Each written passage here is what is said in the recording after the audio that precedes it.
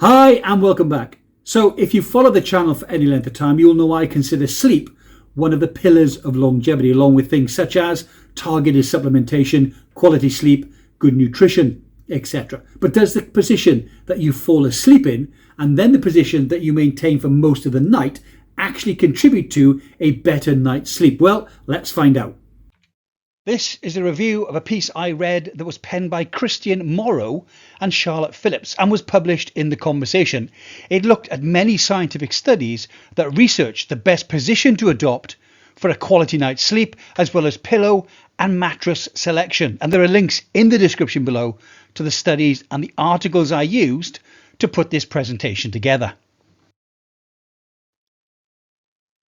After 50 years of research, the eminent Stanford University sleep researcher William Dermont, MD, PhD, reportedly said the only solid explanation he knows for why we sleep is because we get sleepy.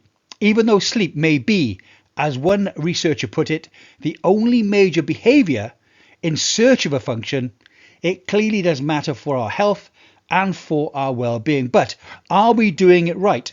What does the research say about the best optimal sleeping position?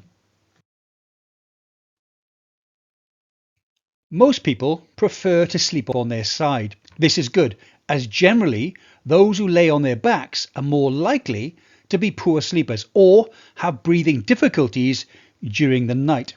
Most people tend to move around quite a lot during the night. One study of 664 sleepers found, on average, that participants spent about 54% of their time in bed sleeping on their side, around 37% on their back, and about 7% on their front. Males, especially those under 35, tend to be the most restless, with more position shifts and arm, thigh, and upper back movements during the night than any other group. Changing position as you sleep may not be a bad thing. Allowing your body to move during the night is generally considered a good idea. During sleep, your body will keep track of any pain or discomfort and adjust your body accordingly. This is why we usually avoid developing bedsores or pressure ulcers in everyday life.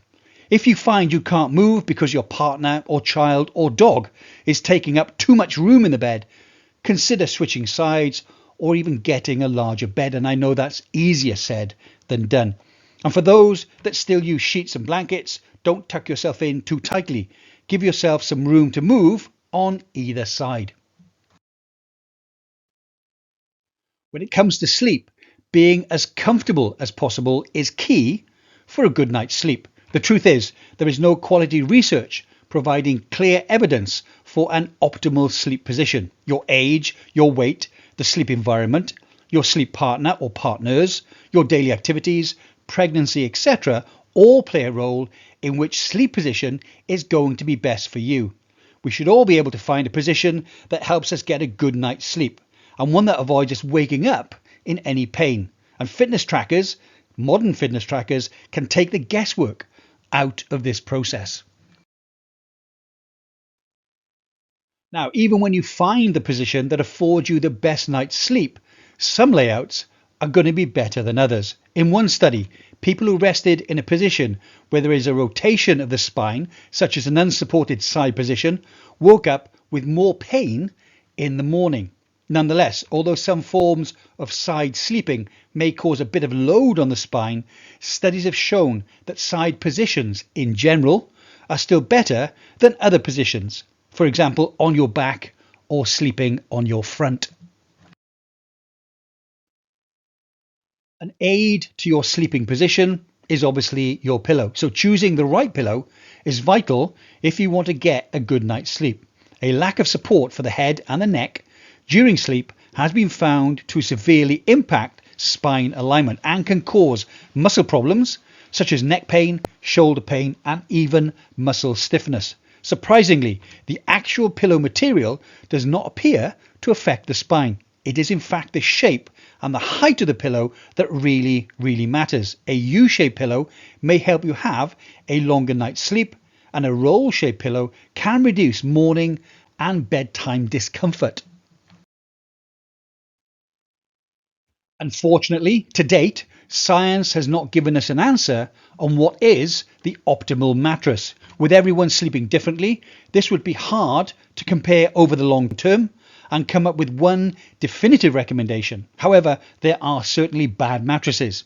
If your bed is sagging, has lost its firmness, has developed noisy springs, or shows clear signs of wear and tear, you should consider changing your mattress. Rotating the mattress can help with its longevity and improve comfort, as well as extending the mattress's lifespan. This should be done at least 3 or 4 times per year. If you follow the channel for any length of time, you'll know that as part of my NMN experiment, I purchased a fitness tracker to initially monitor my heart rate, but another excellent function is the sleep monitor. Mine records overall sleep, light sleep, deep sleep, REM sleep, and the minutes that I am awake.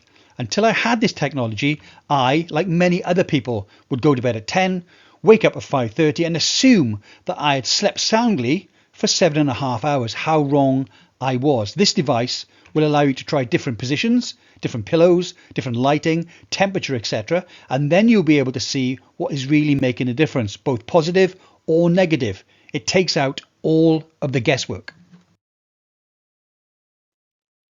Darkness and light trigger hormones such as cortisol and melatonin. Both of these are key to sleeping and waking. The ideal would be to invest in a quality set of blackout curtains. But if this is impractical for cost reasons, or maybe you travel a lot and the places you stay don't always have adequate blacked out environments, then an eye mask, cheap on Amazon, is another option. And do not use the free ones given out by airlines. These are next to useless. Mine was only $13 and I now never ever travel without it. It took me about 2 months to get a temperature in the bedroom that I liked. The AC is now set to 18 degrees centigrade, around 64.5 Fahrenheit, and I use a small temperature gauge on my bedside table or nightstand to monitor it.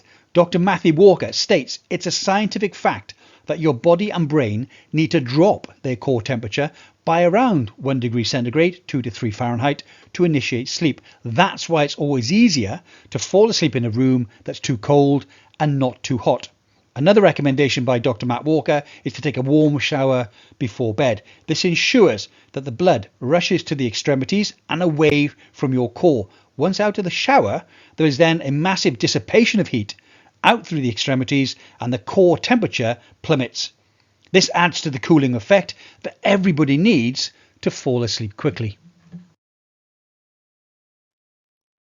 Some medications, supplements and stimulants may also help or even hamper your sleep quality. Certain types of antihistamines or sleep supplements, such as Do Not Age's patented Sure Sleep supplement, make it easier to get a quality night's sleep. On the other hand, stimulants such as caffeine and alcohol can drastically affect the quality of your sleep, and you can monitor this with your sleep tracker. For example, I now know it's best for me to only drink decaf after 3 p.m. in the afternoon and 1 glass of wine 2 hours before bed if I don't want my sleep to be interrupted in any way. Well, I hope you found that interesting or informative. Hopefully both. I made some notes. So no definitive answer for the best position, but it seems to be that sleeping on your side is better than sleeping on your back. Now, if you subscribe to the channel and you look at the updates and you read the community posts, you've seen over the last couple of weeks, I've posted some pretty good sleep stats when it comes to length of sleep, deep sleep and REM sleep. That's because I was in the Philippines with my family. I'm now back in the Middle East. When I'm in the Middle East and I'm on my own, I tend to fall asleep on my back. I wake up sometimes 3-4 o'clock in the morning and then go back to bed. And my sleep, although is good, the deep and the REM is not as good as it is when I'm in the Philippines, because I sleep with my wife. I sleep on my side because I hug her all night. We go to bed at 10. I wake up at 7 or 8 and I've had a solid 8 hours sleep, and my REM and my deep sleep are an hour and a half, and in some cases, if you remember the post I made, over 2 hours. Now that I'm back in the Middle East, I'm going to try and force myself to sleep on my side to see if I can get back to those 1.5 hour, 2 hour REM and deep sleep cycles that I got when I was sleeping with my wife in the Philippines. Let me know, do you monitor your sleep? Have you changed or will you change your sleeping position or your pillow to see if it makes any difference? You do need to get a sleep tracker, even a cheap one. A cheap one is better than guessing, so that you can scientifically test whether or not you're getting better overall sleep, deep sleep, and more importantly, REM sleep.